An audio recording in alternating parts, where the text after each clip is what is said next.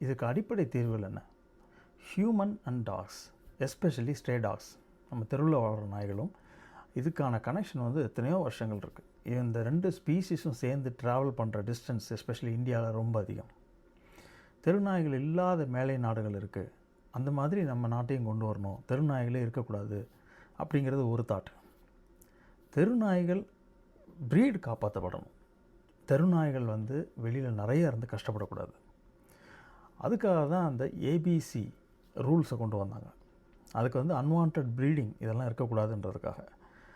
ஆனால் இதில் வந்து முக்கியமான கேள்விக்குறி மக்களுக்கு என்னென்னா, இதில் ஒரு அன்சர்டினிட்டி இருக்கிறது தான் பெரிய பிரச்சனை. நாட்டு நாய் இனங்கள், அதுவும் எஸ்பெஷலி தெருநாய் இனங்கள் வந்து ஒரு அபூர்வம். அது நிறையா இருக்கிறதுனால அதோட அருமை நம்மளுக்கு தெரியல. அந்த ப்ரீட்ஸை காப்பாற்றணும், அது கட்டாயம்.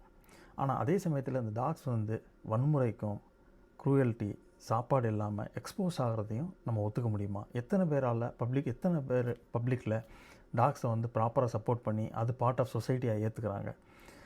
அது வந்து காம்ப்ரமைஸ் ஆகும்போது டாக்ஸோட அக்ரெஷன் வெளியில் வர்றது, பீப்புள் வந்து கடிக்கிறது, இந்த மாதிரி விஷயங்களும் நடக்குது. ஸோ ஆட்டோமேட்டிக்காக பொதுமக்களும் இதுக்கு ஒரு மூல காரணம். அதனால் இது அடிப்படையிலேருந்து ஆரம்பிக்கணும். School கரிக்குலமில் animal